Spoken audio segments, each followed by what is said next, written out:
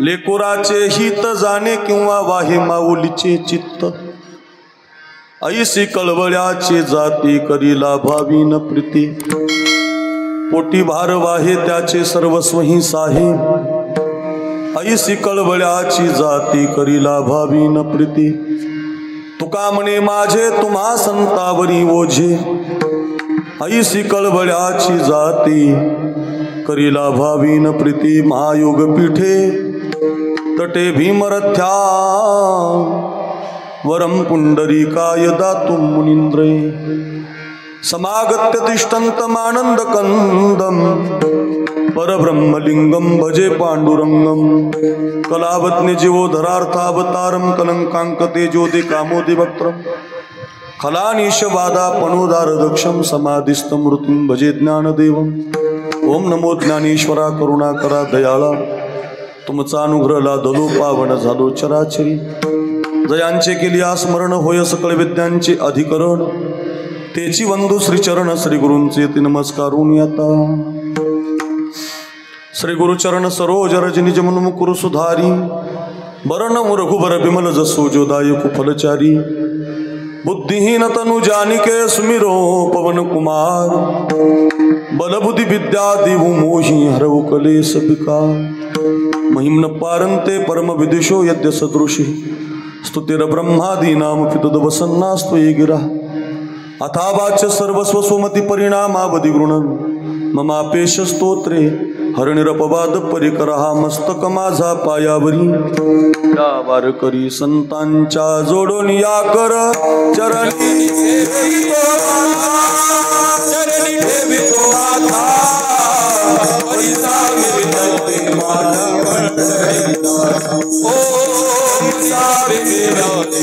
माझे पंढरी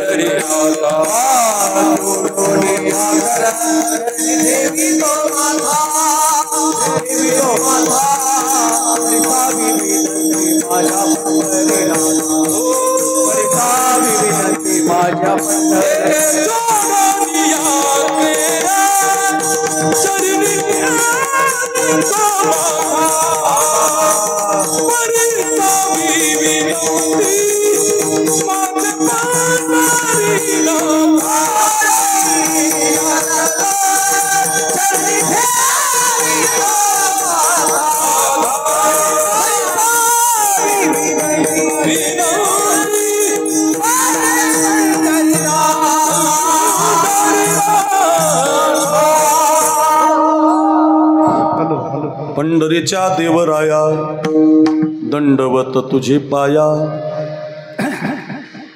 लेकुराचे हित जाणे माऊलीचे चित्त, ऐसी कळवळ्याची जाती करीला भावीन प्रीती। अच्छा, पवित्र वर्ष श्राद्धाच्या निमित्तानं आपण सगळेजण एकत्रित आहोत,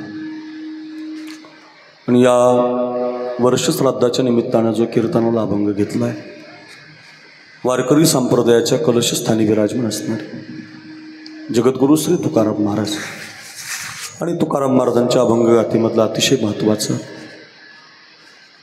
4 चरणाचा 4 कडव्याचा संतांना आईचा दृष्टांत दिलेला आहे। या विश्वातले संत कोणत्या हृदयाचे आहेत, तर संत हे आईच्या हृदयाचे आहे। कशी असते आई, त्या आईचं वर्णन अभंगात आलंय, आणि त्या आईसारखे संत आहेत, आणि अशा संतांच्या पायावरती मी नतमस्तक झालोय, असा गोड अभंग आहे। आईचं हृदय सांगणारा, आईचा कळवळा सांगणारा आणि मातृत्व शिकवणारा अभंग आहे। आणि मातृत्वाबरोबर संत कशी मातृत्वासारखे आहेत याची पण शिकवण देणारा अभंग आहे। आपण या अभंगाचं गोड चिंतन 12 वाजेपर्यंत पाहण्याचा प्रयत्न करूया। पैकी अल्पसा परिवार आहे आपल्याकडे। गेल्या वर्षी या आईचं निधन झालं। कैलासवासी गंगा भागीरथी जनाबाई पोपटराव पाटील पिसाळ या आईच्या जाण्याचं दुःख पेलून त्यांचे चिरंजीव अण्णासाहेब असतील, त्यांच्या 2 मुली असतील, सगळे सोयरेपै पाहुणे दीर असतील, भाऊ असतील, या सगळ्यांच्या वतीनं गंगा भागीरथी वैकुंठवासी जनाबाईंचं या आईचं मातोश्रीचं पूजन या ठिकाणी चालू आहे। तसं आई जाणं दुःखदायक आहे। ज्याची आई जाती त्याला ते माहिती असतं। सांगणारा, बोलणारा, गाणारा तुम्हाला आई सांगू शकतो, पण ज्याची आई गेली त्याची आई आपण बनू शकत नाही. ज्याची माय जाते त्याच्या जीवनातला प्रेमाचा सागर संपून जातो.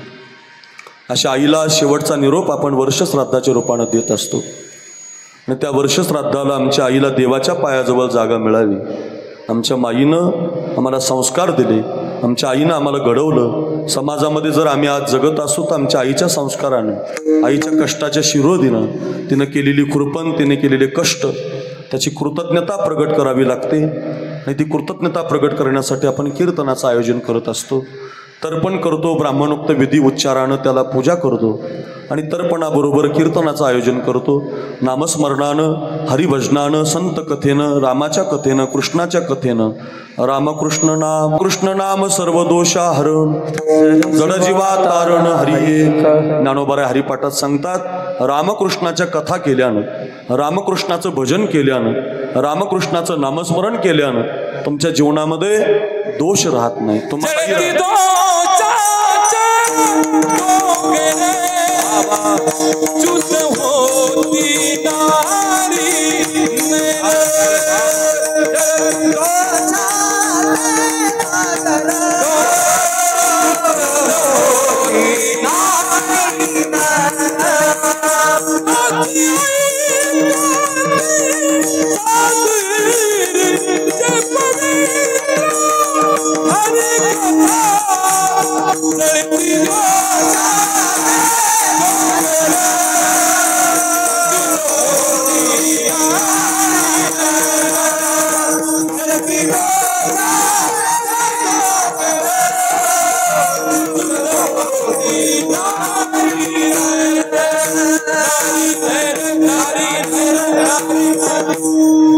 गोड प्रमाण दिलंय आपल्याला रोहिदास साहेबांनी. जळती दोषाचे डोंगर, शुद्ध होती नारी नर.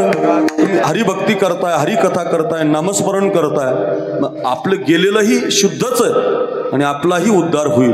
अशी संत कथा आहे, नामस्मरण कथा आहे. म्हणून सदा नाम घोष, सदा हरिकथा. आपल्याकडे वर्षश्राद्धाला, गंगापूजनाला 10व्याच्या दिवशी आपण भजन ठेवतो, कीर्तन ठेवतो, नामस्मरण ठेवतो. आणि गेलेल्या आईला श्रद्धांजली मिळावी हेतून आपण हे कार्यक्रम आयोजित करत असतो. आणि तो कार्यक्रम आपल्या तळणेवाडीचे असतील आमचे दादा, या सगळ्या मंडळींनी मला गेवरायला भेट घेतली होती. आमचं लखन असेल आणि सगळ्या मंडळीने बरेच दिवसापूर्वी तारीख माझ्या डायरीमध्ये लिहून दिली आणि त्याला अनुसरून लगेचच आजच्या दिवशी येण्याचा योग निर्माण आहे. अतिशय सुंदरसं वातावरण कार्यक्रमासाठी उपलब्ध आहे व सगळा त्यांचा परिवार आहे. गाणारी वाजवणारी खूप सुंदर आहे. आमच्या मराठवाड्यामध्ये मत्स्येंद्रगड नावाचा मच्छिंद्रगड आहे, मत्स्येंद्रगड म्हणतात त्याला, प्रसिद्ध आहे. वैकुंठवासी निगमानंद महाराज मोठे साधू होऊन गेले. रिद्धिसिद्धी प्राप्त होती पण कधी स्वीकारली नाही. जे बोलेल ते घडायचं. वेदाच्या ऋचा उपनिषद पाठ असणारा महाराष्ट्रातला एकच महात्मा म्हणजे निगमानंद बाबा.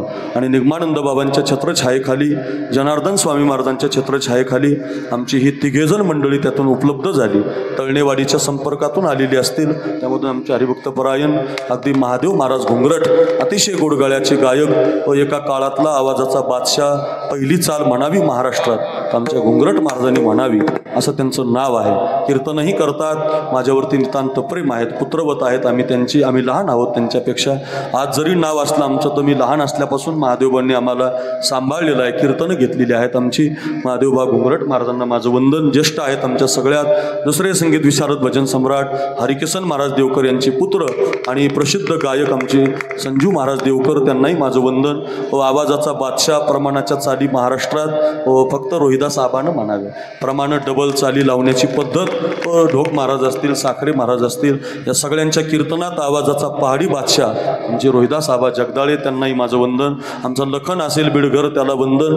आपण परिसरातील गावातील सगळी गुणवान टाळकरी मंडळी, टाकळी भान असेल, खर्डी असेल, या भागातून वांगी असेल, या भागातून सगळी जमा झालेली या मातोश्रीच्या गावची सगळी भजनी मंडळी, सगळ्यांना वंदन. मृदंगाचार्य, मृदंग सम्राट, मृदंग अलंकार दत्ता महाराज सटले, काय वाजवणं आहे महाराज. टॉप 10 जे मृदंगाचार्य आहेत. नारळी सप्ताहामध्ये 2000 टाळकऱ्याला एकट्या पखवाज वादकानं वाजावं असा पखवाज वादक म्हणजे आमचा दत्ता महाराज प्रसिद्ध आहे. लग्गीचा बाजे स्पष्टता आहे, मोठं वाजवणं आहे, त्यांचं नाव झालेलं आहे. दत्ता महाराजांनाही माझं वंदन. आमचे शनेश्वरजी महाराज पवार गणेश खिंडला इथं भास्करगिरी महाराजांचं आवडीचं स्थान आहे. या भागामध्ये आलं की गंगागिरी महाराज वैकुंठवासी ब्रह्मलीन सद्गुरू गंगागिरी महाराज म्हणजे ज्यांची कीर्तनं वाजवलेली आहे असे वैकुंठवासी ब्रह्मलीन नारायणगिरी महाराज, आणि इकडं आलं की देवगडचे गुरुवारी भास्करगिरीजी महाराज यांचा हा परिसर आहे. आमच्याकडे जसे गडं आहेत तसं तुमच्याकडे फळं आहेत, आणि त्या फळामध्ये ते देवगडचं जे देवस्थान आहे तिथले भास्करगिरी महाराजांना गणेश खिंड नावाचं संस्थान इथून जवळ आहे. तिथं गणपती बाप्पा आहे, विघ्न अर्थ आहे. त्या गणपती बाप्पाला नवस केला की पूर्ण होतो, आणि त्या गणपती बाप्पाला थोडीशी नजर भास्करगिरी महाराजांची कमी झाली आणि बाबांनी नजर मागितली, ती परत नजर दिली देवाने. असा गणपती बाप्पा आहे, तो देवाला पावणारा, साधूला पावणारा. म्हणून गणपती बाप्पाच्या आश्रयानं आमचे शनेश्वरजी पवार सुंदर पेटी वाजवतात, गोड गायन आहे, चांगलं काम करतात. त्यांचं माझ्यावर खूप जीव आहे. त्या संबंधातून त्यांच्याकडेही माझी 4-5 वर्षापासून कीर्तनं होतात. या भागात खूप माझी कीर्तनं झालेली आहे. उद्या पण सकाळी 10 ते 12 शिंदे पाटील आलेत माळवाडगाववरनं, त्यांच्याकडे उद्या सकाळी 10 ते 12 कीर्तन आहे. आज दुपारी आता 2 ते 5 रामायण आहे आष्टीला. आमचे भीमराव धोंडे आहेत आष्टीचे आमदार, त्यांनी मोठी कथा ठेवलेली आहे, माझीच कथा आहे. 2 वाजता तिथं पोहोचायचं आहे आणि ती कथा करून पुन्हा आमच्या शिंदे पाटलाकडे उद्या 10 ते 12 माळवळगाव तिथं त्यांच्याकडेही उद्याची सेवा आहे. अगदी त्या संबंधातून ही कीर्तनं करत असताना ही सगळी मंडळी या ठिकाणी उपस्थित आहेत. सुंदर अगदी माईक सिस्टीम, अगदी माऊली कृपा मंडप, साऊंड सिस्टीम कोळेकर बंधू चांगला आवाज दिलाय. सभा मंडपामध्ये साऊंड लागत नाही पण त्यांनी चांगला आवाज दिलाय, त्यांनाही माझं वंदन. आपण सगळी भाविक मंडळी मातृवर्ग या परिवाराच्या दुःखामध्ये सहभागी झालेली, या आईला भावपूर्ण आदरांजली समर्पित करण्यासाठी आलेली आपण सगळी पै पाहुणे, सगळे सोयरे आप्तेष्ट, मातृवर्ग, माता मौल्या बहिणी, सगळ्यांचं नाव घेतलं, सगळ्यांना वंदन केलं असं समजतो. अभंगाला कीर्तनाला सुरुवात करतो. विनेकरी, भालदार, चोपदार आल्यापासून स्वागत करणारी सगळी मंडळी, सगळ्यांना नमस्कार करतो. एकच विनंती आहे, सर्वांगाचे कान करून 1-1.25 तास लक्ष देऊन ऐका. विठाला विठ्ठला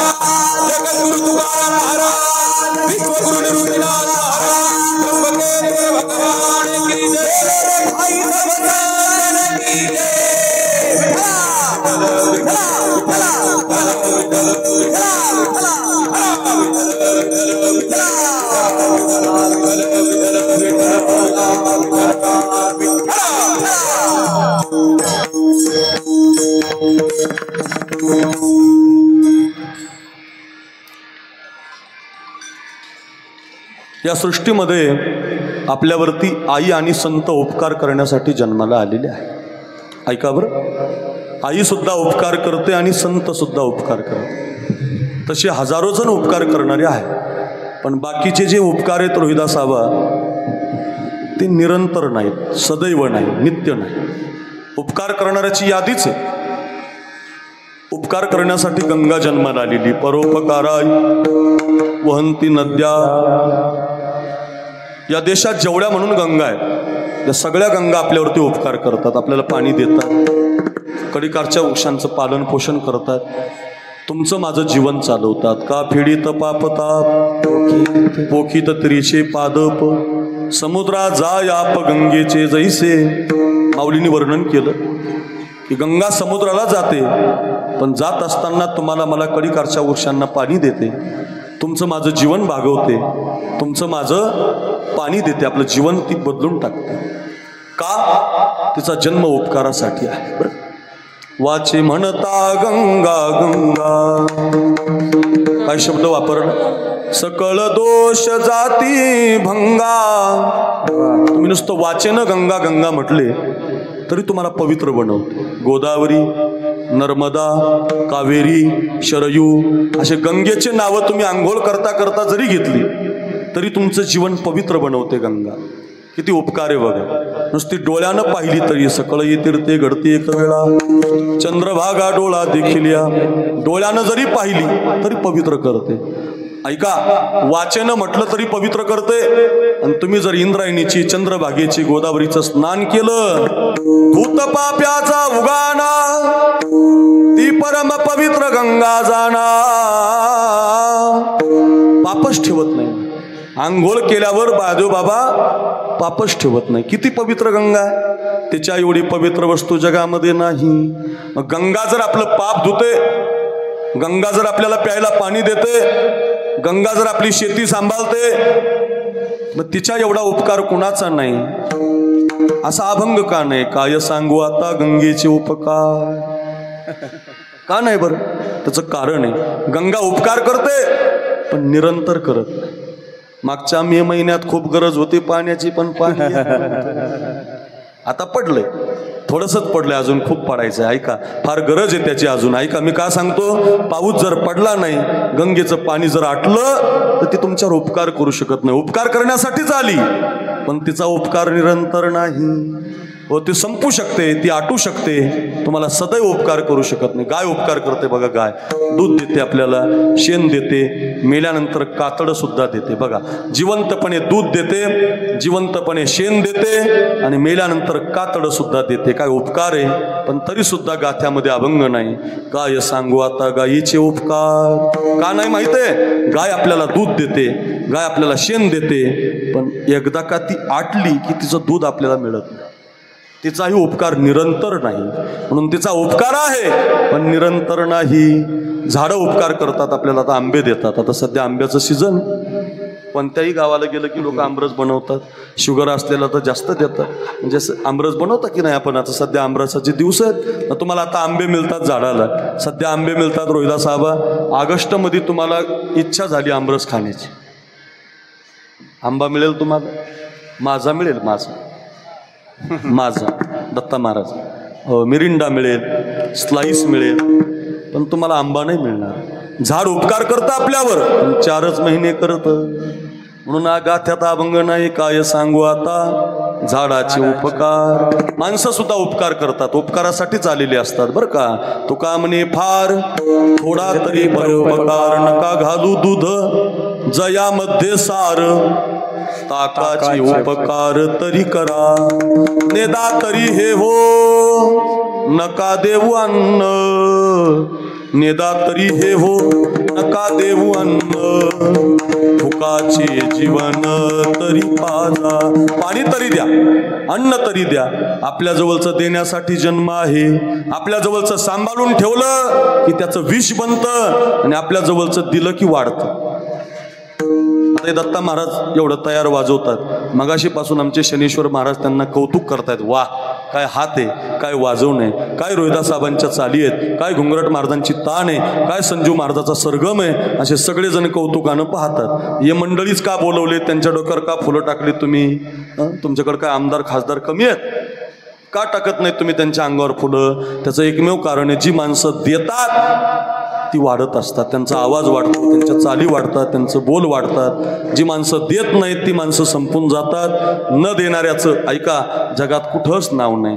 ज्यांनी दिलंय त्याचे चौकात चौकात पुतळेत. शिवाजी महाराज गळ्यात घातलेत आपण, शिवाजी महाराज कपड्यावर आणलेत आपण, शिवाजी महाराजांचे चौकात चौकात पुतळेत, अहिल्याबाई होळकरांचे पुतळेत, तानाजीचा पुतळा आहे, सैनिकाचा पुतळा आहे, सावरकराची इतिहासाची कथा आहे, भगतसिंहाची कथा आहे. का दिलंय? जी माणसं देत असतात तीच माणसं ग्रेट असतात.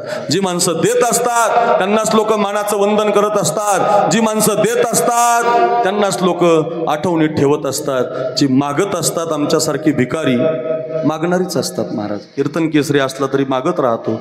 मागतो म्हणून तो कधी मोठा होत नाही. जो मागत नसतो, जो देणाऱ्याचा हात वर आहे. बघा यमुना ही माझ्यातच आली पाहिजे समुद्र म्हणतो, गोदावरी ही माझ्यातच आली पाहिजे, शरयू पण माझ्यातच आली पाहिजे, टाकळी भान असू द्या नाही तर श्रीरामपूर निवासा भाग असू द्या, जेवढ्या नद्या आहेत त्या सगळ्या माझ्यातच आल्या पाहिजे असा समुद्र म्हणत असतो. सगळीकून घेतो समुद्र, कधीच देत नाही म्हणून त्याचं पाणी खारं आहे. म्हणून बघा समुद्रावर फिरायला गेले तर तुमची पाण्याची बाटली भरून घ्यावी जावी लागते तुम्हाला.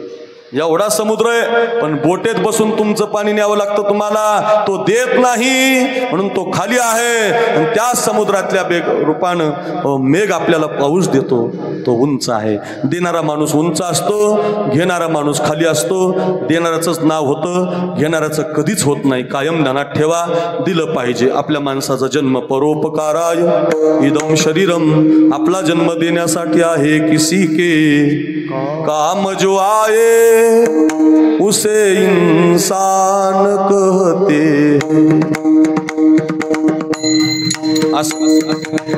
किसी के काम जो आए उसे इंसान कहते. पराया दर्द अपनाए उसे इंसान कहते.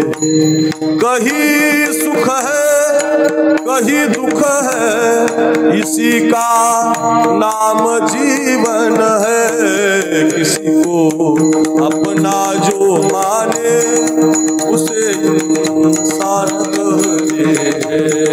पराया दर्द पहचाने उसे इंसान कहते.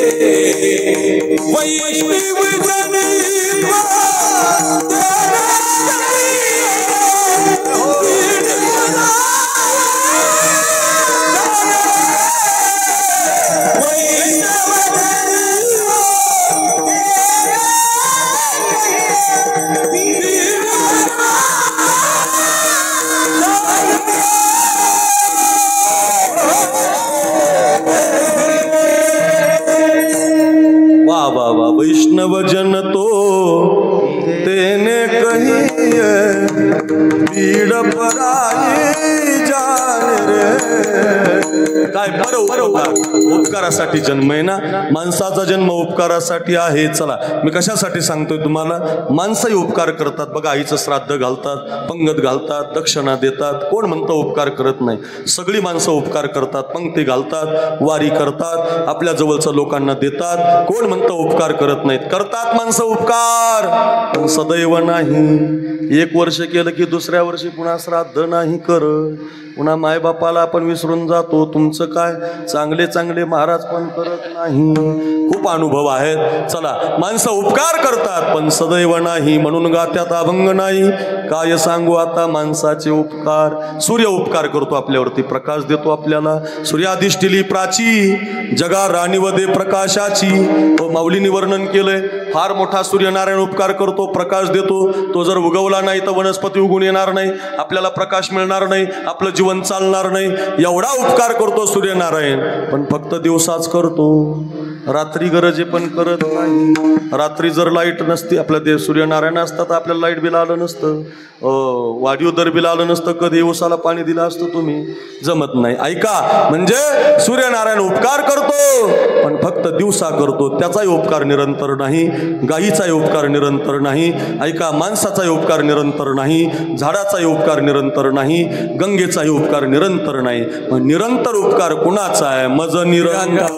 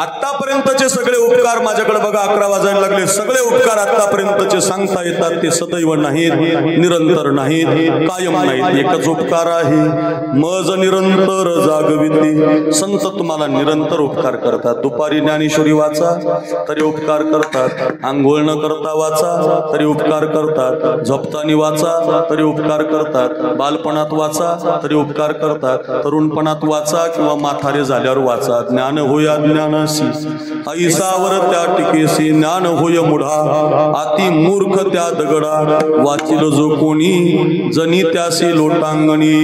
अखंड उपकार करतात संत, निरंतर उपकार करतात. महाराज कळलं आम्हाला, फार चांगलं कीर्तन आहे. लक्षात आली प्रस्तावना आमच्या. जगातले सगळे उपकार अर्धवट आहेत, जगातले सगळे उपकार कायम नाहीत, जगातले सगळे उपकार निरंतर नाहीत, फक्त संतच निरंतर उपकार करतात. कळलंय आम्हाला. फक्त एक सांगा, हे संत कसे असतात, कुठं भेटतील आम्हाला, कसे असतात हे संत? असं ज्या वेळेला विचारलं त्याला तुकाराम महाराज म्हटले, जशी समाजामध्ये व्यवहारामध्ये आई लेकरासाठी जीवन जगते. ऐका ऐका, संतांचा पत्ता सांगितलाय. कसे असतात संत? म्हटले, आई जशी लेकरासाठी तसे संत समाजासाठी अभंगाचं पहिलं चरण.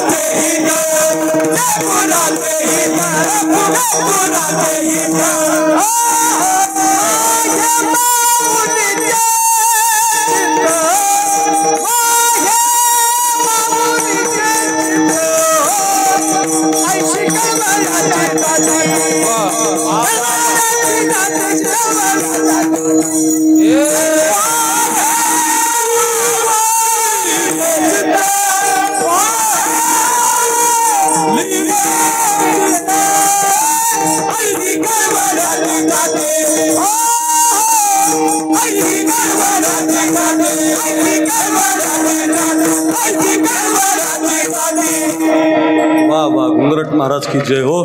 ते आमच्या बीड जिल्ह्यातले रत्न शनेश्वर महाराज. हे शब्द नाहीत त्यांना. अशा चाली म्हणणारी महाराज आहे ती. मागं चांगल्या चांगल्याला म्हणता येणार नाही. बुवा तयार आहेत आमची. ते एक काळ त्यांच्या मागं टाळ घ्यायला माणसं तयार नसायची. महादेव बुवा घुंगरट म्हटलं कटलट माणसं कापायची, नको रे बुवा म्हणायची. आम्हीच लहान होतो तर आम्ही त्यांच्या चाली रेकॉर्डिंग करायचो. हो, महाराष्ट्रभर त्यांच्या चालीनं गाजलेलं आहे. कीर्तनही करतात. वा घुंगरट महाराज अभंगाच्या पहिल्या चरणात काय सांगितलंय? लेकुराचे हित जाणे किंवा वाहे माऊलीचे चित्त. काही अभंगामध्ये वाहे म्हटलंय, कुठं जाणे म्हटलंय. अर्थ एकच, आईचं चित्त लेकराला जाणतं किंवा आईचं चित्त लेकराला वाहतं. अर्थ एकच आहे. शब्द कोणताही वापरा, अर्थ एकच आहे. आई फक्त लेकरासाठी जगत असते. तिला लेकरू सोडून काही माहिती नसतं. कायम ध्यानात ठेवा, आई ती आई असते ना, आईसारखं कोणी नाही बघा. पहिल्या वरानं भरताला गादी मागितली जाते. आजपासून आष्टीला आमची कथा आहे. दुपारी 2ला सुरुवात होणार आहे. मला तुमच्यापासून 12 वाजता गाडीत बसायचे. 2 वाजता कथा सुरुवात करायची आहे. रामकथेसारखी कथा नाही, लक्षात ठेवा. रामकथेसारखं काही नाही महाराज.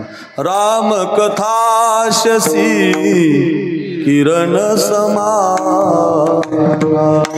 संत चकोर करभुजही पाना. फार सुंदर आहे ती कथा. हो, चंद्राच्या किरणाप्रमाणे आहे, शीतल बनवणारी आहे, तुमच्या माझ्या जीवनाचा उद्धार करणारी आहे. घरामध्ये कसं बोलावं, घरामध्ये कसं वागावं, लक्षात ठेवा. हे सगळं जे आहे, हे सगळं जे आहे, हे कशासाठी बोलतोय मी? रामकथा आपल्याला शिकवते बघा. आईचं किती मुलावर प्रेम असतं बघा. ऐका, आई ती आई असते ना. आई म्हणजे काय, मावशी असते का, आजी असते का, कोणी दुसरं कोणी असतं? आईसारखी आई असते. आज या अण्णासाहेबांना, आज या सौभाग्यवती पद्माबाईला, सौभाग्यवती लताबाईला, या मुलींना मुलांना विचारा. आज त्यांना सगळे लोक दिसतात बघा इथं, पण त्यांच्या आई दिसत नाही महाराज. आई म्हणून कोणी आईस हाक मारी, ती हाक येई कानी मज होय शोक का. ज्याला आई नसते त्याच्या समोर जर एखाद्यानं आई म्हणून आवाज दिला की त्याला त्याची आई आठवत असते.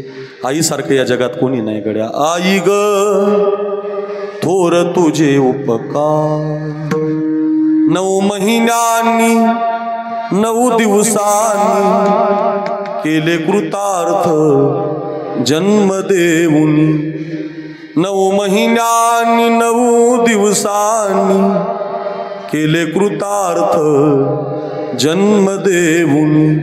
देऊनी थोर मला संस्कार. आई ग थोर तुझे उपकार. फार उपकार करते ना महाराज. सबसे बड़ी है माँ, सबसे बड़ी है माँ, बड़ी है माँ, सबसे बड़ी है माँ, बड़ी है माँ, सबसे बड़ी है माँ, सबसे बड़ी है माँ, सबसे बड़ी है माँ, नहीं है माँ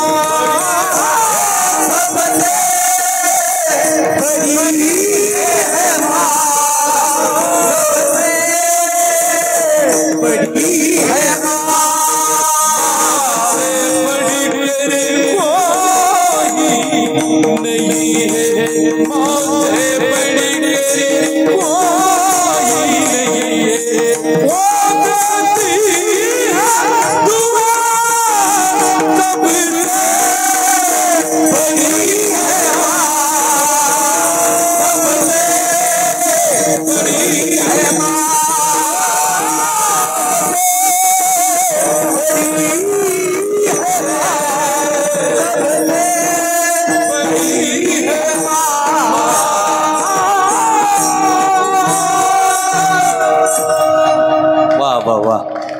माँ से बढ़कर कोई नहीं, माँ से बढ़कर कोई, माँ देती है रे दुआ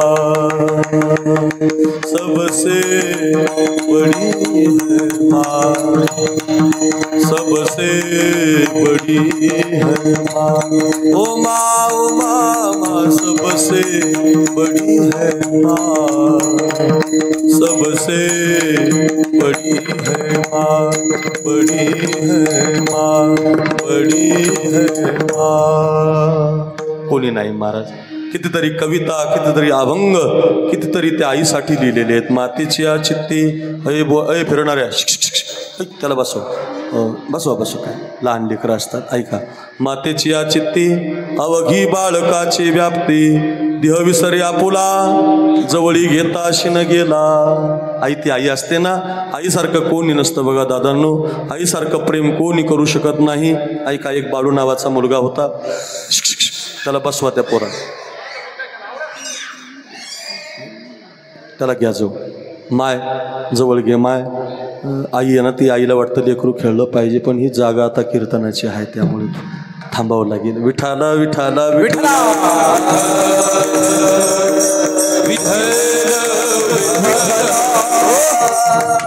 एक बाळू नावाचा मुलगा रोहिदास आबा रोज शाळेमध्ये जायचा, आपल्यासारखाच जायचा.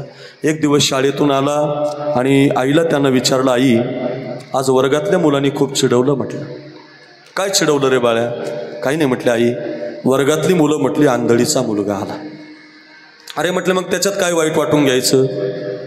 मला एक डोळा नाही ना, मी एका डोळ्यानं आंधळी आहे ना, मी एका डोळ्यानं डुचकी आहे ना, म्हणून तुला आंधळीचा मुलगा म्हणतात. आई पण तुला एक डोळा का नाही? ए आई, तू एका डोळ्यानं आंधळी का दिसते? ए आई तुला डुचकी का म्हणतात? ए आई तुला ईश्वरानं एक डोळा का दिला नाही? लाखो प्रश्न पोरगा विचारायचा. माय मात्र आपलं बोलून त्याच्या डोक्यावर हात फिरून त्याला काढून द्यायची. आता दिला नाही म्हणायची, राहू दे बाबा, दिला नाही राहू दे.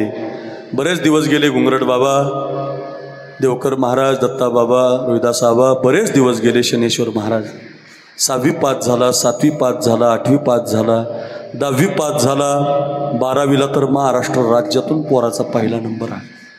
गरिबाची पोरं शिकतात हो, श्रीमंताचेच पोराला पेन म्हणूस तर 12 पेन आले, त्यामुळं त्याला त्याची किंमत राहील.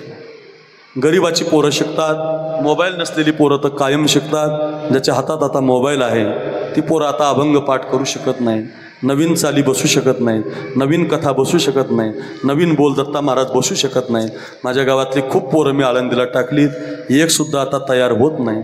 मोबाईल आला महाराज, व्यस्त झाली माणसं.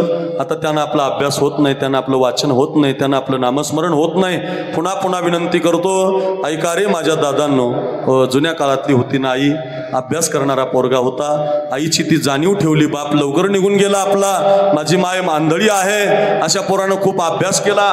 पण आईला रोज प्रश्न विचारायचा, आई तुला देवानं आंधळी का बनवलं? आई तुला एक डोळा का नाही? आई तू आंधळी का दिसते? हे आई तुला लोक डुचकी का म्हणतात? आई मात्र सांगत नसायची, डोक्यानं हात फिरून काढून द्यायची. 12वीला महाराष्ट्र राज्यातून बाळ्याचा पहिला नंबर आला. म्हणून गावातल्या सरपंचांनी, गावातल्या मुख्याध्यापकांनी, सगळ्या गावकऱ्यांनी त्या बाळ्याचा सत्कार ठेवला. मोठं सभागृह पाहिलं, असं एक सुंदर असं रुक्मिणी नावाचं मंगल कार्यालय पाहिलं. आपल्या सगळ्या पिसाळ पाटील परिवारानं कार्यक्रम ठेवला की ना आईचा, म्हणून असा व्यासपीठावर एक मोठी खुर्ची लावण्यात आली. त्याच्या गळ्यामध्ये हार घालायचे, त्याच्या डोक्यावर फुलं टाकायचे, त्याला सन्मान चिन्ह बनवायचं, त्याला पुढच्या शिक्षणासाठी पैसे द्यायचे. असं सगळं नियोजन झालं. वाऱ्यासारखी बातमी आईच्या कानावर आली, माझ्या बाळ्याचा सन्मान होणार आहे, माझ्या बाळ्याचा पहिला नंबर आला, गावातली लोक त्याला पुरस्कार देणार आहेत, गावातली लोक त्याच्या गळ्यात हार घालणार आहेत. आनंदानं माई नाचायला लागली. तिचा कंठ दाटून आला, डोळ्यात तिच्या अश्रूच्या धारा लागल्या. आई आहे ना महाराज, ती तुमचा आनंद फक्त मायबापाला होत असतो बघा. जगामध्ये तुमच्या आनंदामध्ये आनंद सामील करणारी फक्त आई असते रे, फक्त बाप असतो. लोक तुमच्यावर जळतील महाराज, लोक तुमची बरोबरी करतील, लोक तुम्ही कसे निवडून आलात, तुम्ही कसे पैसे कमवले त्याच्याकडे लक्ष देतील. आई मात्र म्हणेल, तुम्ही जर कधी पाहिलं असेल ना चित्र, या संदीप महाराज, विठाला विठाला विठाला विठाला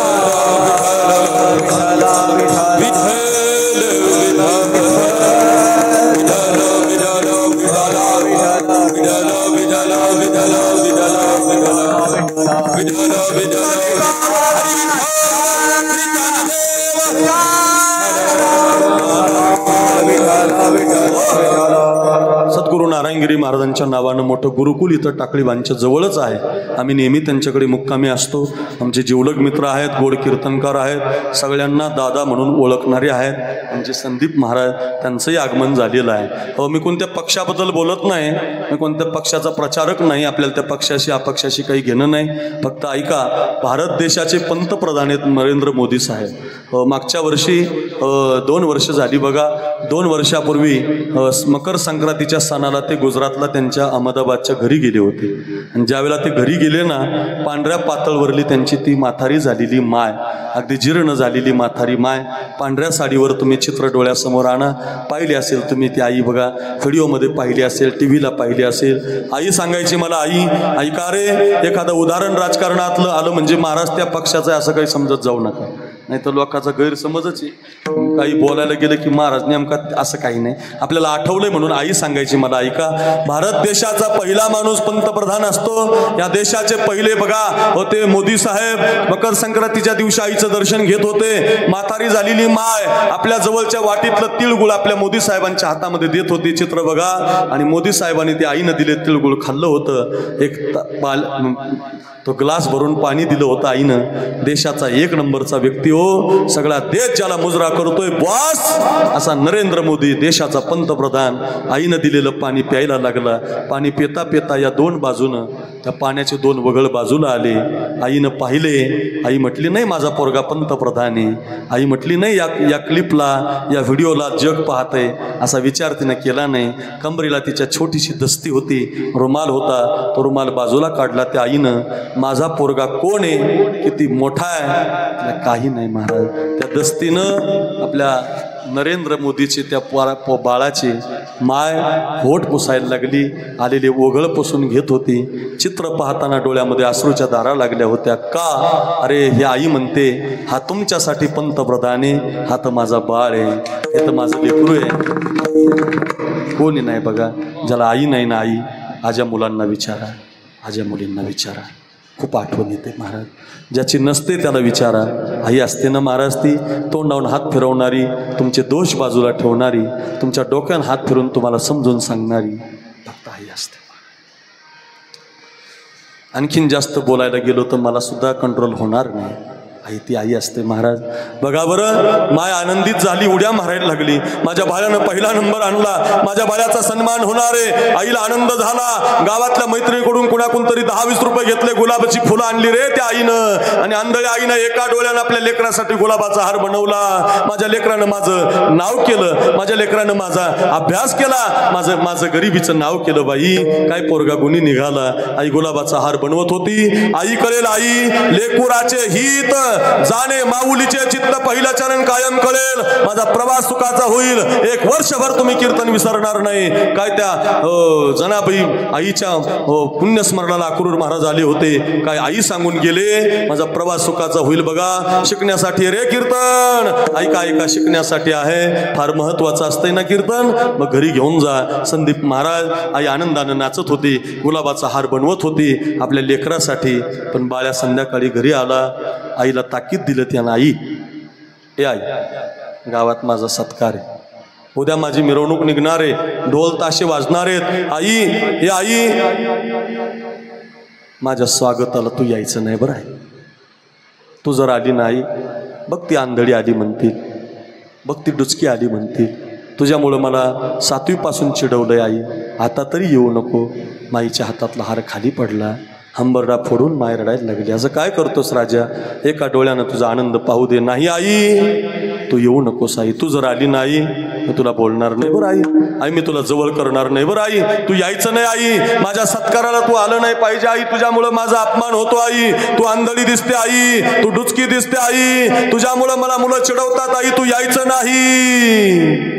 असं म्हणून बाळ निघून गेला. माय मात्र रडायला लागली. हार खाली पडला.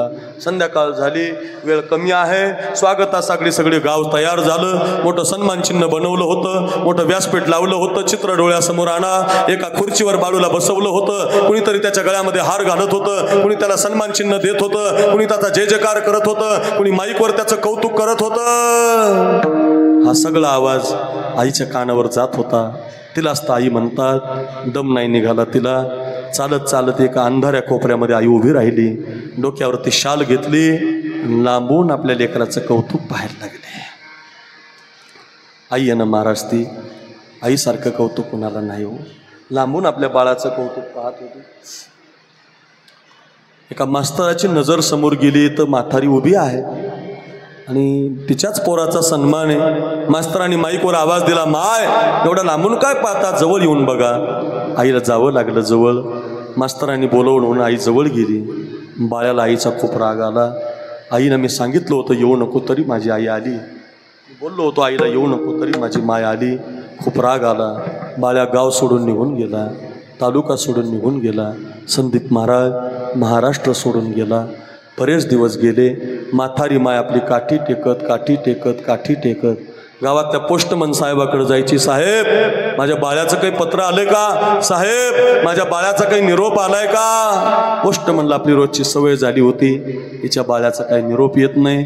बाळ्या आईला विसरून गेला होता. अशी खूप मुलं आहेत महाराष्ट्रात, आपल्या मायबापाला विसरून गेलेली आहेत. नुसते कीर्तन ऐकू नका, लय सुंदर कीर्तन, लय पैसे खर्च केले, काय कार्यक्रम केला. अरे याच्यासाठी नाही रे कीर्तन, कीर्तन शिकण्यासाठी. हर बात को तुम बोलो भले, माँ बाप को तुम मत भूलना. चाहे लाख कमाई धन दौलत, इस राज को तुम मत भूलना. चाहे लाख कमाई धन दौलत, बंगला कोटी बनाया. चाहे लाख कमाई धन दौलत, बंगला कोटी बनाया. ये लाख नहीं ये खाक है सब, इस राज हर बात भूलो भले, माँ बाप को मत भूलना. तू मत भूलना, तू मत भूलना. नुसतं ऐकू नका. जिवंत असणाऱ्या मायबापाला कधी रुसू नका, त्यांना बाजूला काढून देऊ नका. झालंय कीर्तन, आपल्या आईकडे आपल्याला जायचंय, चरणाकडे जायचंय, अभंगाकडे जायचंय. लक्षात ठेवा, हंबरडा फोडून माय रडत होती, वाट पाहत होती. बाळ्या आता आईला रुसून निघून गेला होता. आता बोलता बोलता 6 वर्ष निघून गेले होते. बाळ्या मोठा साहेब झाला होता, हुशार होता, परराज्यातून परदेशात गेला होता, मोठा साहेब पैशावाला झाला होता. आईला मात्र विसरून गेला होता. म्हातारी माय वाट पाहून वाट पाहून वाट पाहून थकली. तिचे डोळे आता आसुसून गेले. बाळ्या काही आला नाही आणि आंधळी माय एक दिवस मरून गेली. माय मरून गेली.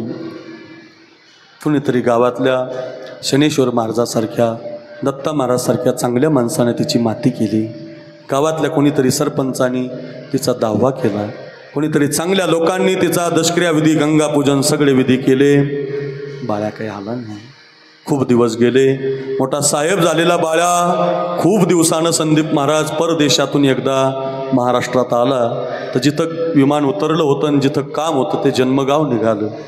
ती शाळा आठवली, ते जुनं घर दिसलं. आई मात्र आता 20 वर्ष झाली होती निघून गेलेली. बाळ्याला कोणी आता ओळखत नव्हतं. माझ्याकडे बघा, आई कळेल, अभंगाचं पहिलं चरण कळेल, आई काय देते. आईचं चित्त कसं लेकराजवळ असतं. आईसाठी जर कथा ऐका रे माझ्या दादांनो, घेऊन जा घरी, शिकण्यासाठी आहे आई, मग घेऊन जा घरी. 1 वर्ष कीर्तन ध्यानात ठेवाल. आणि आता मग ते जुनं घर दिसलं. दरवाजाच्या कडीपर्यंत गवत वाढलेलं होतं. गवतातून रस्ता काढत काढत बाळ्या पोहोचला होता. कडी उघडली होती. घरामध्ये सगळीकडे जाळ्या झालेल्या होत्या. एका भिंतीवर बापाचा ब्लॅक अँड व्हाईट फोटो लावलेला होता. त्या फोटोच्या जाळी बाजूला करता करता अचानक त्या फोटोच्या खाली एक पांढरी चिठ्ठी पडलेली दिसली. झरझर झालेला कागद होता. हातामध्ये चिठ्ठी घेतली. त्याच्यावर एक 10-20 ओळी लिहिलेल्या होत्या. ओळीमध्ये लिहिलं होतं, चिरंजीव बाळू, मी तुझी आंधळी माय. आईनं काहीतरी लिहून ठेवलंय म्हणून वाचायला लागला. पुढं लिहिलं होतं, बाळ्या खरंच तू माझ्यावरती नाराज झाला, माझं चुकलं रे, मी तुझ्या स्वागताला यायला नको होतं, पण आई माझं हृदय आहे, मला दम नाही निघाला. मी तुला लांबून पाहायला आले.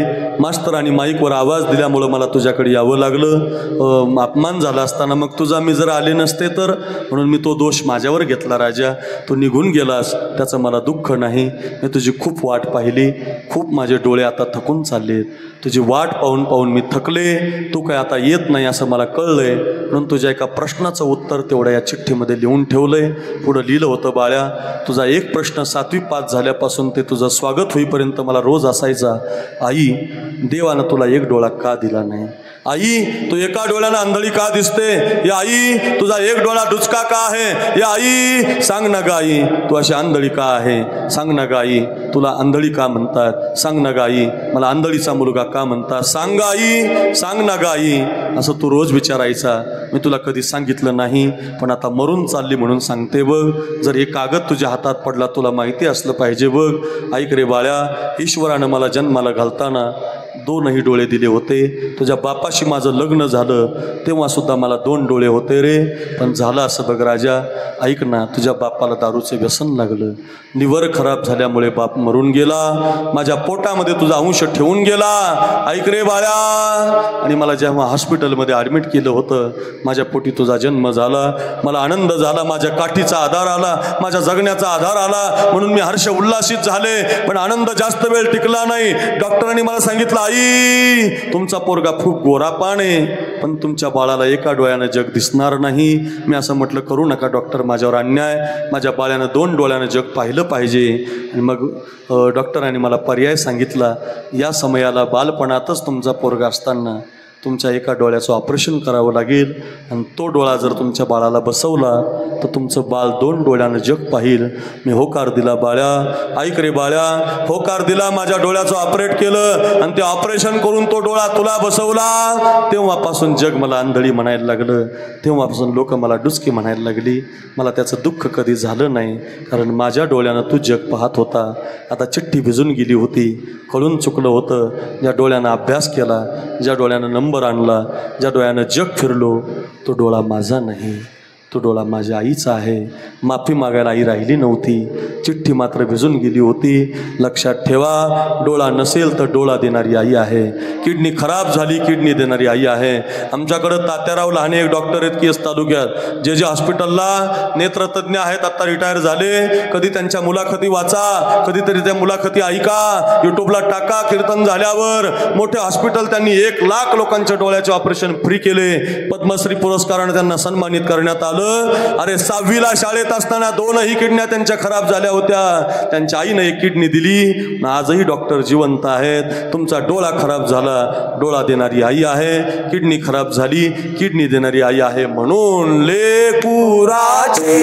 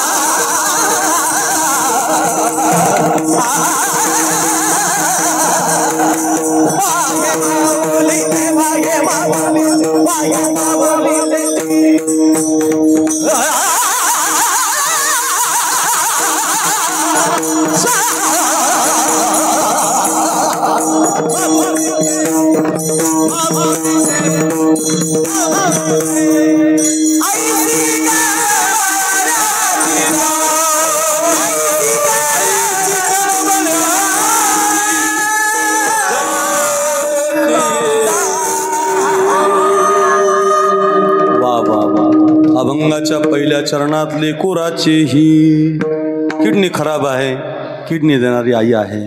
डोळा खराब झाला, पोरानं नाही सांभाळलं तरी चालेल, पण माझ्या पोरानं 2 डोळ्यानं जग पाहिलं पाहिजे. आई आहे. लेकुराचे हित जाणे किंवा वाही माऊलीचे चित्त. हे काही मंडळी माझ्या घरी आलेली आहेत. लखन आलेला आहे, आमचे रोहिदास महाराज आलेले आहे, आमचे दत्ता महाराज, हरिकिशन देवकर महाराज, संजू महाराज आलेले आहेत. आमची आई आहे घरी.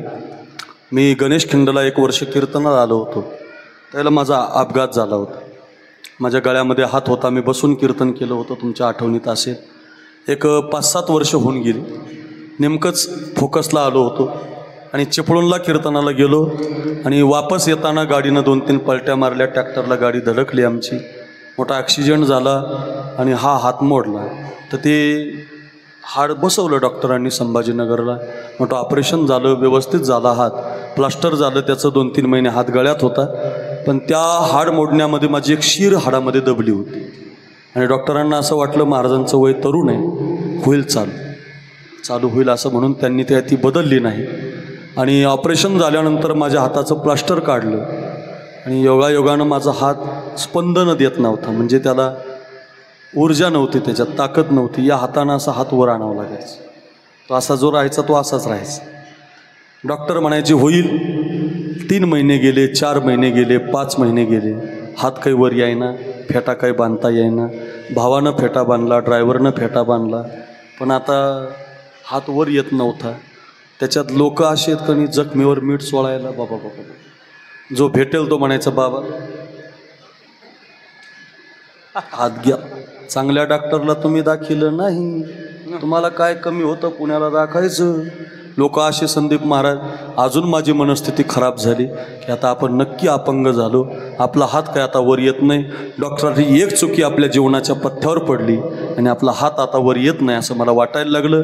आणि एक दिवस आमच्या खालच्या रूममध्ये बसून मी रडायला लागलो. माणूस हातबल झाला की रडतो बघा. रडायला लागलो. काय देवा, माझं काय पाप घडलं असेल की हातच गेला बुवा, फेटा बांधता येईना, कपडे घालता येईना, आता काय करायचं. असं हात वर येत नव्हता. ऐका, मी रडत असताना आमची आई, मला आई सांगायची तुम्हाला, आईसाठी बोलतो. अक्का आली जवळ, त्याला अक्का म्हणतो आम्ही. आमच्या आईनं माझ्या डोक्यानं हात फिरवला, महादेव बुवा. आणि आमची माय मला म्हटली, अरे राजा असं रडू नकोस, तुझ्या डॉक्टरांना विचार, माझ्या हाताची शीर काढून तुझ्या हाताला बसवता येईल का, आणि तुझा हात पहिल्यासारखा चालू होईल का. हा जो हात चालू आहे ना त्याच्यामध्ये आईची शीर आहे. हो, मी तुम्हाला कशाला खोटं सांगू. लक्षात ठेवा, आज मी फेटा बांधू शकतो, आज मी कीर्तन करू शकतो. फक्त आईनं जर शीर दिली नसती मला तर कदाचित मी अपंग झालो असतो.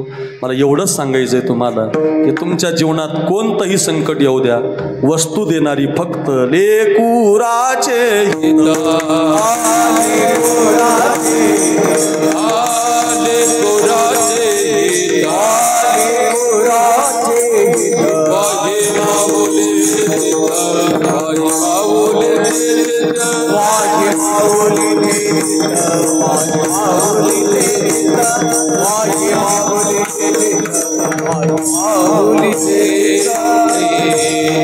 ही लेकुरात हित हो लेकुरात हित हो लेकुरात हित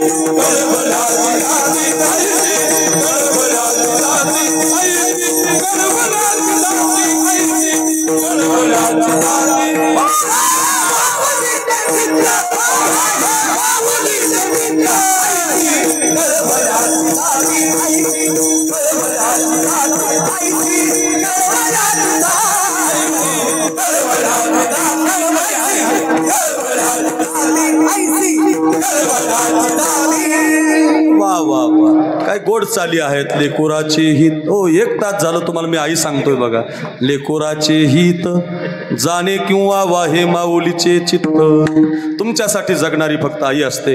डोळा खराब झाला, किडनी खराब झाली, तुमचं काही खराब होऊ द्या, तुम्हाला कोणी देणार नाही. म्हणून तुमच्या जीवनातलं आई फार महत्वाचं साधन आहे. आई तुम्हाला सांभाळते. लेकोराचे हित. पहिल्या वरानं भरताला गादी मागितली होती कैकईनं आणि दुसऱ्या वरानं रामाला वनवास मागितला होता. 14 बरस राम वनवासी तापस वेश विशेष उदासी. 14 बरस राम वनवासी. राम सिया राम सिया राम जय राम. राम सिया राम सिया राम जय राम. राम जय राम राम जय जय राम. रामकथा फार गोड आहे. सगळी रामकथा काय आपण सांगू शकत नाही. 7 दिवस लागतात बघा. फार सुंदर आहे कथा. आजपासून सुरू आहे. तुम्हाला लाईव्ह पाहायला मिळेल. चला याच्यासाठी सांगतो. आता वल्कल अंगामध्ये धारण केली होती आणि राम प्रभूचा तो वनवास लखनजीला माहिती झाला होता. ऐका रे विधनाते रे लेख किसी के समझ न आते हैं. जन जन के प्रिय राम लखन सिया बन को जाते हैं. विधना तेरे लेख समझ न आते हैं. जन जन के प्रिय राम लखन सिया बन को जाते हैं. विधना तेरे लेख किसी लेख किसी लेख किसी. एक राजा के राज दुलारे बन बन फिरते मारे मार. ओ सबके कष्ट उठाने वाले कष्ट उठाते हैं. 14 वर्षाचा वनवास प्रभूला मागितलेला आहे. ऐका अंगामध्ये वल्कर धारण केलीत. राम प्रभूचा वनवास लखनजीला माहिती झालाय. आई सांगतोय आई ऐका. दान दान दान दान. पाय आपटत ते लखनजी निघालेत. पाय आपटत निघालेत. त्या कौशल्याच्या महलामध्ये राम प्रभू उभे आहेत अशी सूचना मिळते लखनजीला. अंगुली निर्देश करतात, बोलत नाहीत आणि बोट करून विचारतात काय प्रभू मी ऐकतोय ती गोष्ट खरी आहे. हो रे लखन तू ऐकतोय ती गोष्ट खरी आहे. काय बोलताय प्रभू तुम्ही. हो प्रभू तुम्ही बोलताय ती गोष्ट खरी आहे. तुम्ही अंगामध्ये वल्कल धारण केलीत प्रभू. तुम्ही 14 वर्ष वनवासात जाणारे हे कळलंय. खरं आहे प्रभू. हो रे लखन खरं आहे रे लखन. अगदी खरं आहे रे प्रभू. ज्याने कोणी तुम्हाला वनवास दिलाय ना त्याला अखंड वनवास दिल्याशिवाय मी राहणार नाही. काय प्रेम आहे गड्या. भावावरती किती प्रेम करावं. एका हिताच्या बांधासाठी भांडणारा भाऊ कुठं, कोर्टामध्ये 18 एकरसाठी भावावर केस टाकणारा भाऊ कुठं, आणि आमच्या अध्यात्मातला रामायणातला हा भाऊ कुठं. माझ्या भावाला जर वनवास माझा बाप देत असेल तर त्या बापाला मी अखंड वनवास दिल्याशिवाय राहणार नाही. माझ्या भावाला जर माझी आई वनवास देत असेल तर माझ्या आईला 14 वर्ष नाही अखंड वनवास दिल्याशिवाय मी राहणार नाही. भाऊ आहे महाराज रोहिदास आबा, त्याला बंधुप्रेम म्हणतात. हे बंधुप्रेम फक्त तुम्हाला रामायण शिकवेल. रामायणाची फार गरज आहे. प्रत्येकानं ऐकली पाहिजे कथा, प्रत्येकानं भाऊ शिकला पाहिजे. हो, भावावर प्रेम करा गड्या. लक्षात ठेवा, कायम सांगतो, चाहे कितना दुश्मन हो भैया उसे भेद छुपाना ना चाहिए. जिस घर में आदर मान नहीं उस घर में जाना चाहिए. जिस घर में आदर मान नहीं उस घर में जाना चाहिए. ना चाहिए, ना चाहिए. या शंकरराव, ही आमची श्रीरामपूरकर मंडळी आलेली आहे. अशी खूप मंडळी या भागातली आमच्यावर प्रेम करणारी आहेत. जीवापेक्षा जास्त प्रेम करणारी लोक या भागात आहेत. या विठाल विठाल विठला विठला विठला विठला कुंडली कवरधारी विठ्ठल हरिनाथ भगवान की जय. विठला विठला विठला विठला विठला विठला विठला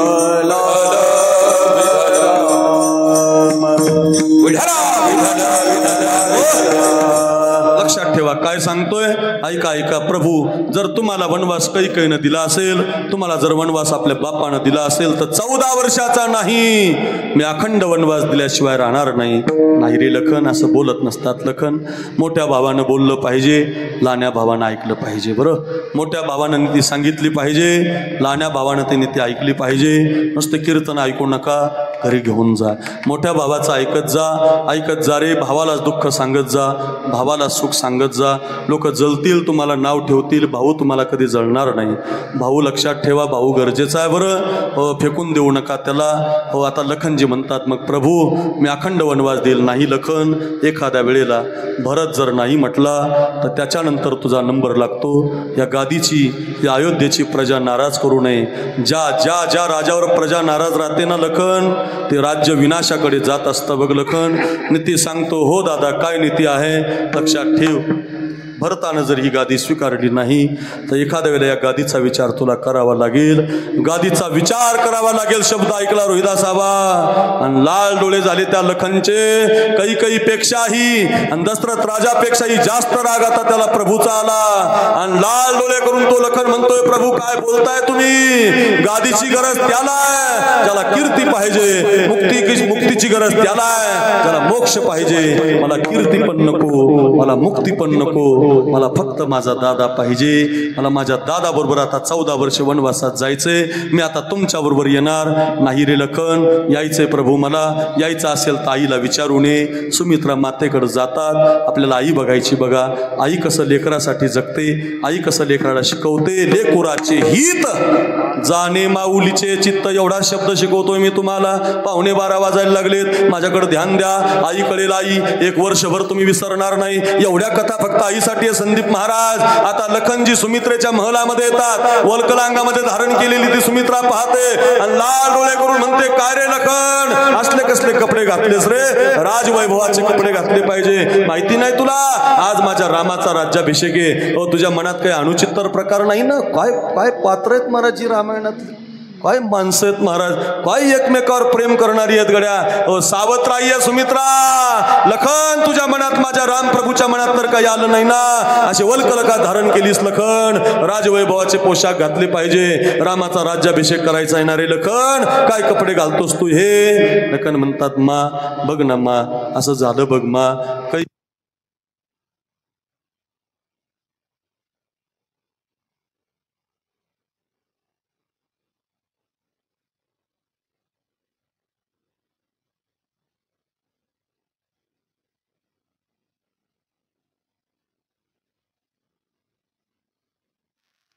जाऊ मी वनवासात मा जाऊ मी दादाची सेवा करायला, जाऊ मी जाऊ मी, जा रे लखन जा रे लखन, जा रे लखन जा रे लखन, जा रे लखन. आई महाराज एका खांबाला अशी आवळून धरते. लखनजी पुढे चालतात. मागून ती सुमित्रा म्हणते, लखन हा मा, लखन हा मा, लखन हा मा. वनवासात चालला, हो मा. दादाच्या सेवेसाठी चालला, हो मा. वहिनीची पण सेवा करणार, हो मा. 14 वर्षासाठी जाणार, हो मा. लखन माझं वाक्य ऐक, आजपासून तात तुम्हारी मातु वैदेही, ताती तुम्हारी मातु वैदेही, तात तुम्हारी मातु वैदेही,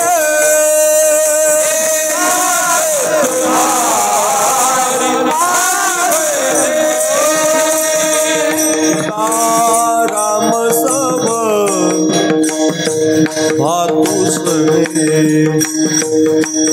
आजपासून तुझी आई सुमित्रा नाही, आजपासून तुझी आई जानकी आहे. आजपासून तुझे वडील दशरथ राजे नाही, आजपासून तुझे वडील रामचंद्र आहेत.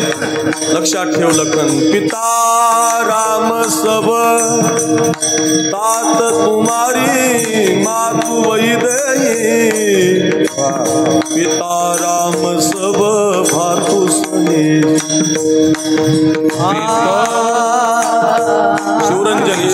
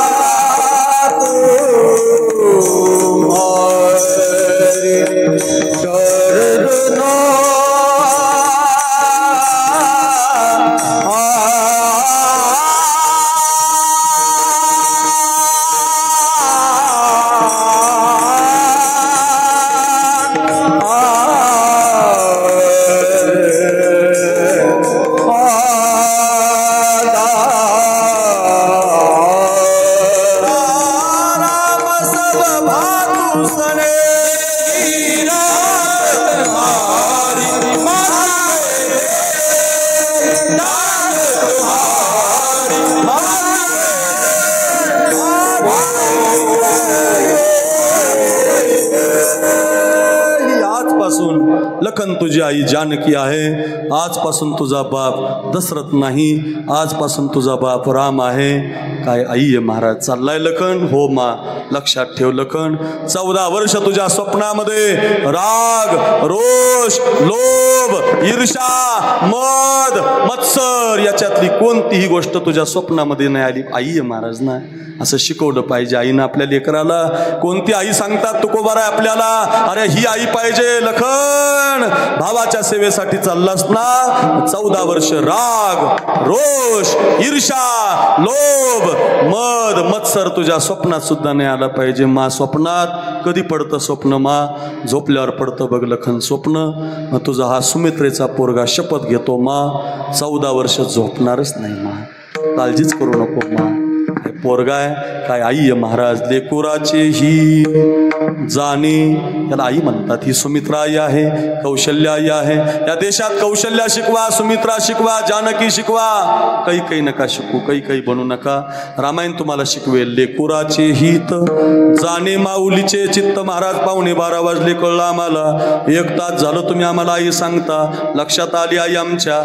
आता अशी जी आई आहे, मग ते आत्ता सांगितलेली सुमित्रा असू द्या, मगाशी सांगितलेली माझी आई असू द्या, त्याच्या आधी सांगितलेली बाळूची आई असू द्या, त्याच्या आधी सांगितलेली डॉक्टराची आई असू द्या, जेवढ्या कथा मी आत्ता तुम्हाला सांगितल्यात, अशी जशी स्वभावाची आई आहे असे संत आहे. काही बदल नाही त्याच्या, काहीच नाही, तीळ मात्र सुद्धा बदल नाही. कारण संत सदैव उपकार करतात आणि आई सदैव उपकार करते.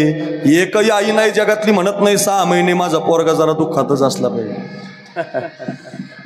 अशी म्हणते का आई माझा पोरगा जरा 2-3 महिने हॉस्पिटलला ॲडमिटच पाहिजे. अहो ते आपल्या शेजारचं म्हणील महाराज, हो ज्याच्या शेजारी बांध आहे आपला तो म्हणील हे जरा मेलच पाहिजे. आई म्हणते माझ्या पोरानं नाही सांभाळलं तरी चालेल मला, पण माझा पोरगा कायम सावलीत असला.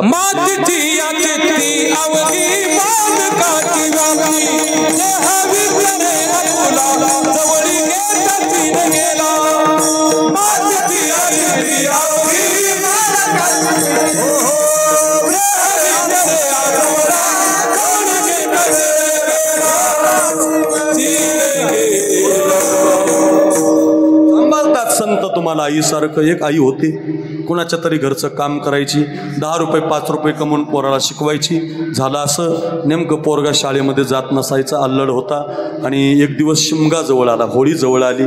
संत कशा आईसारखे, ती कथा कळेल, अभंग कळेल. संताचं आईचं जुळून देतो म्हणजे माझा प्रवास सुखाचा होईल, अभंग ध्यानात राहील, अभंगाचं पद न पद कळेल तुम्हाला. ऐका आई कशी आहे. हो अर्धा 1 तास झालं तुम्ही ऐकताय. आई कशी आहे. हो किडनी देणारी. आई कशी आहे. डोळा देणारी. आई कशी आहे. संस्कार लावणारी. आई कशी आहे. वनवासात चालला ना राजा, मग तुझ्यामध्ये राग रोष आला नाही पाहिजे. हिला आई म्हणतात. हो 1 तास झालं आई ऐकता. आता या आईसारखे संत कसेत ऐका.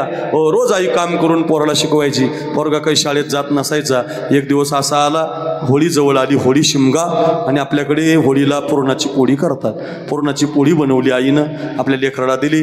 लेकरानं पुरणाची पोळी खाल्ली, एवढी आवडली त्याला. म्हटलं आई याला काय म्हणतात. म्हटले पुरणाची पोळी. आई किती ग सुंदर केली आई, किती ग मस्त आहे आई, अशी रोज का नाही करत ग आपल्याला. आई म्हटली अरे राजा 1च दिवस करायची तर मला 5 दिवस काम करावं लागलं बाबा. काय बाबा आजची दिवस. दुसरा दिवस उजाडला. पोरानं आईला हट्टच लावला. आई हे आई आई काल जशी पोळी कलती तशी आज मला पाहिजे, आज मला पाहिजे. पुन्हा आईनं कुणाच्या तरी सखूबाई ठकूबाईकडे गेली, पुन्हा डाळ आणली, पुन्हा शिजवली, पुन्हा करून दिली. 3रा दिवस उजाडला. आई काल जशी, आता मार खाशील नाही पाहिजेच आई. 8 दिवस पोरानं पुरणपोळी खाल्ली. एकच आटम खायला लागलं, पुरणपोळी पुरणपोळी. माय रडायला लागली. बाई काय कुटाणा झाला बाई. म्हटली काय मला बुद्धी सुचली, याला करून दिली, आता काय करायचं. आई रडायला लागली. शनेश्वर महाराज आता किती अवघड झालं, लेकराला कुठून देऊ. आता गरीब होती ना महाराज. रडायला लागली हो. रडता रडता एका ग्रहस्थानं पाहिलं. म्हातारीला काय झालं विचारणा केली. म्हटल्या हो पोरगा रोजच पुरणाची पोळी मागतो, माझी काही परिस्थिती नाही. एक काम करा म्हटले, होडीमध्ये बसा, गंगेच्या पलीकडच्या काठाला जा. आणि होडी थांबली. पैठण नावाचं गाव आहे, तिथं नाथ महाराजांचा वाडा आहे. तुमचा पोरगा त्यांच्याकडे नेऊन घाला, ती देतील पुरणाची पोळी. बाईला पटलं महाराज. बाईनं त्याची पेटी भरली.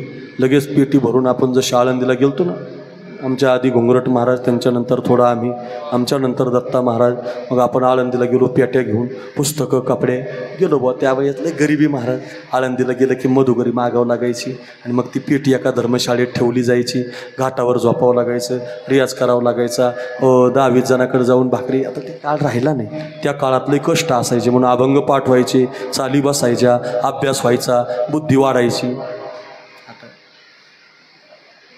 आता मोबाईलने अभ्यास होत नाही, वाचन होत नाही, काही नाही राहिलं महाराज. जुना काळ होता तसं त्या आईनं ती पेटी घेतली. पोरगा पाहिला, नाथ महाराजांना वाटलं वा वा वा वा पोरगा शिकायलाच आला.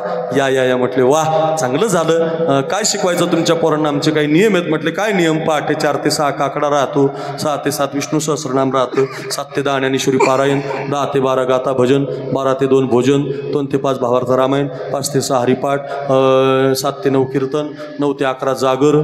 एवढे नियम सांगितल्यावर पोरगं म्हटलं चला आई घरी. म्हटले मग आणला कशासाठी होता पोरगा? म्हटले असे दातीन धाडान दत्ता सटलीन त्रिकट टाकतान ह्या समस्त गोडवान महादेवासारखे ताणीन घुंगरटबासारखे आवाजन ते देवकर महाराजासारख्या चालीन रोहिदास आबासारखा पहाडी आवाजन प्रमाणन हे असं बनायला कीर्तन केसरीन भागवताचार्यन रामायणाचार्यन याच्यासाठी नाही आणला पोरगा. म्हटले मग पोरगा आणला कशासाठी? म्हटले आमची घरची परिस्थिती नाजूक आहे आणि माझा पोरगा रोजच पुरणाची पोळी मागतो म्हणून तुम्ही देतात असं कळालं म्हणून आणला. काय आईचं हृदय महाराज, काय आईचं हृदय. ठेवा म्हटले हो नाथ महाराज. ठेवता का मला? ठेवता तुम्ही? अय टाकळी, तुम्ही एखादी माय ठेवता का मला पुरणपोळी खायला? सकाळी 2, दुपारी 2, संध्याकाळी 2. हा सटकदार तुपातली द्या. अहो घरचीच बायको द्या ना, कोण देऊ शकतं मार? अहो आपला भाऊ राहिलाय पुण्याला, आपला सक्का भाऊ, आणि आपला पोरगा एक दिवस जर त्याच्याकडे मुक्कामी गेला का पेपर घ्यायला तर त्याची पाकिस्तानी बायको एका दिवसात हाकून देते. उड कल्पना करा, अभ्यास करा. एका रक्तातून आलेला भाऊ 1 मिनिट भावाच्या पोराला सांभाळू शकत नाही. ते पण काय शिकायला नाही व चांगला ऑफिसर बनवायचा आणि पगार घ्यायचा असं नाही. खायला ते पण भाकरी बेसन नाही, पुरणाची पोळी खायला ठेवला महाराज. दया करणे जे पुत्रासी, दया करीने पुत्रासी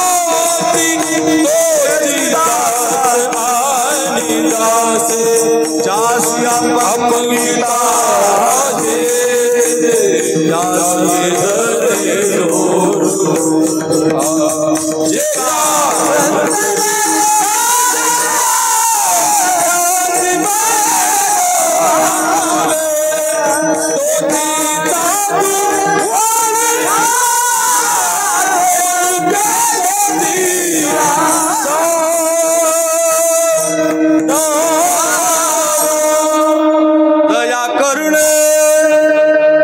जे पुत्रासी तेची दासानी दासी. तुका म्हणे सांगू किती ओची भगवंताच्या मूर्ती. ती का रंजले गांजले त्यासी तुझी साधू ओळखावा देव तेथेची जागा, तेथेची जागा, तेथेची जागा. आईचं हृदयच म्हणायचं ना महाराज. याला पोळी खायला पोरगा ठेवला. 1 वर्ष नाथ महाराज त्याला पुरणपोळी द्यायचो. नैवेद्याला केलेल्या पुरणाच्या पोळ्या त्याला असायच्या आणि पुरणपोळी खायचा आणि खायान झोप्या. त्याला असा सरगम नाही, सागम प सारे गम असं शनीश्वर महाराजासारखं नाही, यांच्यासारखा तिकीट तकता दातीन धाडा रियाज नाही. आबासारख्या चालीन घुंगरट महाराजासारखा जा शेडजे नाही. रियाज करायचा नाही, कीर्तन केसरी काय त्याला बनायचं नाही. राम राम रामान अभ्यासन पदन चिंतन वाव्यान असलं काही नाही. खायान झोप्या. ऐका रे, पोळी खाण्याच्या निमित्तानं आला तर रामायणाचा लेखक बनवला, साधू बनवला, नवे देवच बनवला. नाथ महाराज इतकंच त्याला बनवलं. पोळी खाण्याच्या निमित्तानं येतो तर त्याला सांभाळतात लेकोराचे हित, जाणे माऊलीचे चित्त. रेडा जरी संगतीत आला तरी बनवतात, भिंत जरी संगतीत आली तरी सांभाळतात. आमच्यासारखी माणसं शिकायला गेलेली 7वी पास, 7वीच्या पुढची शाळा माहिती नाही. काय अक्रूर महाराज तुमचा आवाज आहे, काय तुमचं कीर्तन आहे. वा महाराज आम्ही काही पण देतो पण तुम्ही या. कशामुळे? आमच्याकडं नाही. हे ज्ञानराज माऊलीच्या समाधीला कपाळ लागलंय, कपाळ बदलून गेलंय. अर्थ एकच आहे महाराज. संत सांभाळतात लेकुराचे हित, जाणे माऊलीचे चित्त. आणखी कशी आहे आई? आईशी कळवळ्याची जाती, करी लाभावी न प्रीती पोटी भार. सगळे आईसाठी शब्द आहेत. आणि मग ही आई जशी आहे तशी माझे संत आहेत आणि त्या संतांच्या पायावरती माझं मस्तक आहे. शेवटचं चरण. तुका मने माझे माझे, तुका मने माझे, तुका मने माझे, तुका माझे, तुका मने माझे, तुका मने माझे, माझे तुका मने माझे, तुका मने माझे, तुका मने माझे, तुका मने माझे, तुका मने माझे.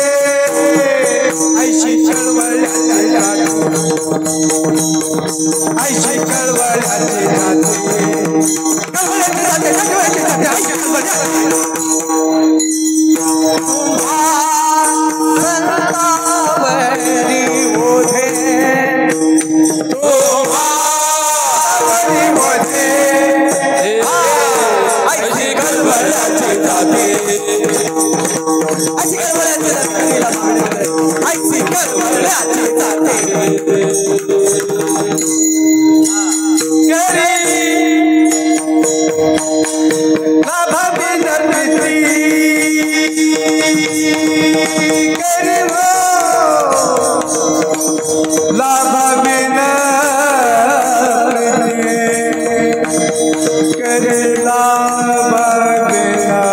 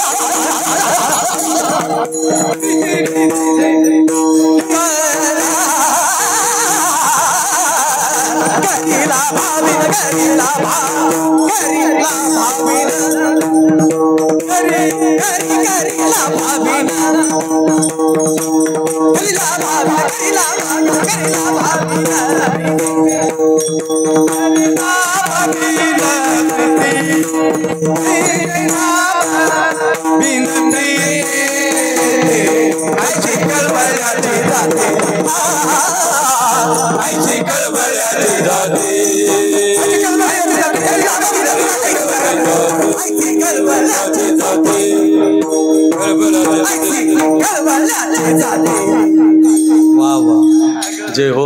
हे निगमानंद बाबांचे टाळकरी जोरात टाळी वाजवा त्यांच्यासाठी. घुंगरट महाराज, देवकर महाराज, दत्ता महाराज सटले, निगमानंद महाराज की जय हो. असा मोठा गड आहे आमच्या भागात, मच्छेंद्रगड. हो, मोठा गड, वेदांती गड. आणि त्या गडाचे हे टाळकरी आहेत, गायक वादक आहेत, भाग्यानं आपल्याला मिळाली. घुंगरट महाराज, देवकर महाराज, दत्ता महाराज, तुम्हाला वंदन. आणि आमचा रोहिदास आबा तर काय महाराष्ट्र गाजलेलाच आहे. अशी गोड गळ्याचे गायक. विठोबा रखुमाई,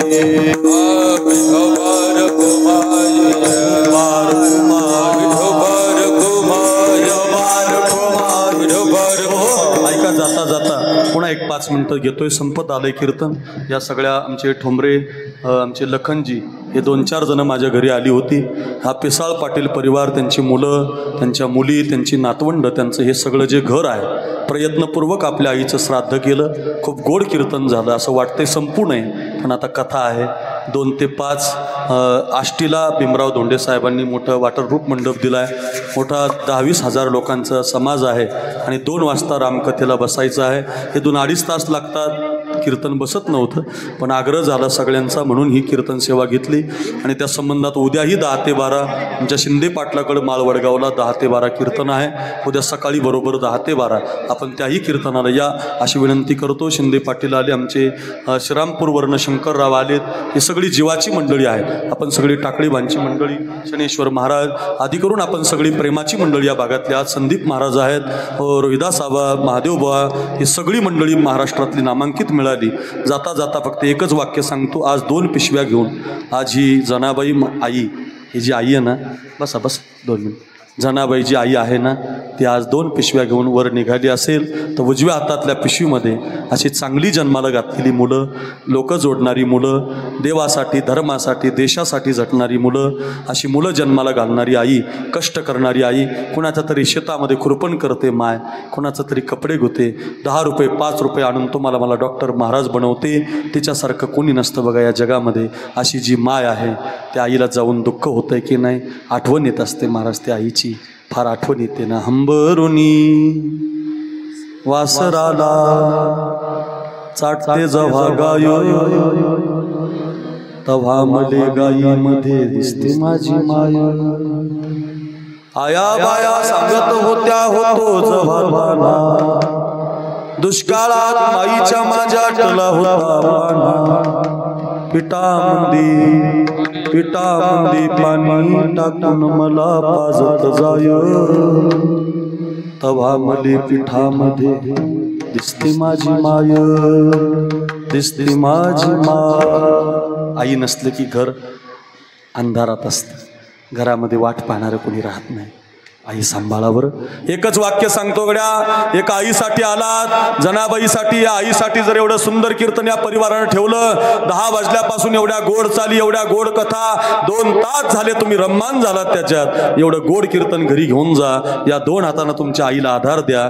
जेवता येत नसेल तर काला करून तिला चावू घाला, तिला जेवू घाला. चालता येत नसेल तर हातानं चालवा. तिची थुंकी पडत असेल तर हातानं झेला. एक ओवी सांगतो आणि थांबतो बघा. घरी घेऊन जा रे. पृथ्वीच्या 3 प्रदक्षिणा तुम्हाला कधी घडणार नाहीत. काशीला 2 लक्ष वेळा तुम्ही जाऊ शकत नाही, पण काशीच्या 2 लक्ष प्रदक्षिणा आणि पृथ्वीच्या 3 प्रदक्षिणा रोज घडतील तुम्हाला. कधी घडतील महाराज? घेऊन जा ओवी घरी. 3 पृथ्वी प्रदक्षिणा परियेसी, 2 लक्ष प्रदक्षिणा वाराणसी, 1 नमस्कार करिता मातेसी, इतुके पुण्य होय. तुमच्या घरामध्ये तुमची आई जिवंत आहे आणि तुम्ही जर तुमच्या आईच्या पाया पडत असाल ना, एवढं पुण्य तुमच्या पदरामध्ये पडतंय बघा. माय बापे वो केवळ काशी, तेने न जावे तीर्थासी वो. लक्षात ठेवा, संत आपल्याला शिकवतात सकळ तीर्थाची धुरे, जी एका माता पितरे. एवढंच लक्षात असू द्या. 2 तासाचं कीर्तन तुम्हाला आई शिकवते. दगडाच्या हृदयाचा पुढचा माणूस रडतोय बघा. 10 मिनिटं झाले. आई आठवते त्यांना, अण्णा साहेबांना, त्या मुलींना. या घराला धन्यवाद देतो. ठोंबरे साहेब, राग नका येऊ देऊ. माझा काही हाप शब्द गेला असेल, रागाच्या भरात बोललो असेल. मी तसा मायाळू महाराज आहे. ते तुमचा मला नेमका झोपेतच फोन आला. माझी आधी शुगर वाढलेली, त्याच्यात मी तुम्हाला एखादा शब्द बोललो असं. नाराज होऊ नका बरं. काय होत असतं, एवढ्या जीवाची माणसं एखाद्या शब्दानं तुटून जातात. मी एकही माणूस माझ्यावर अजून नाराज नाही. महाराष्ट्रातला कलाकार नाही, माणूस नाही. ते सहज त्यांनी फोन केला आणि माझ्याकडून शब्द गेले. नाराज राहू नका. तुमचाच पोरगा आहे असं काही नाही बरं का. आमचा लखन असेल, हा परिवार असेल, सगळ्यांना पुन्हा धन्यवाद देतो. कीर्तन घरी घेऊन जा. मला थोडीशी गडबड आहे, कथा आहे, त्यामुळं मी 12 वाजता निघणार आहे. बाकीची मंडळी आहेत, कृपया माफी मागतो बरं. कथा असल्यामुळं कीर्तन मात्र या आईला, जनाबाईला देवाच्या पायाजवळ एकदा सगळ्यांनी हात वर करा. सगळ्यांनी करा आणि सगळ्यांनी म्हणा, ज्ञानदेव तुकाराम, ज्ञानदेव तुकाराम, ज्ञानदेव तुकाराम, ज्ञानदेव तुकाराम.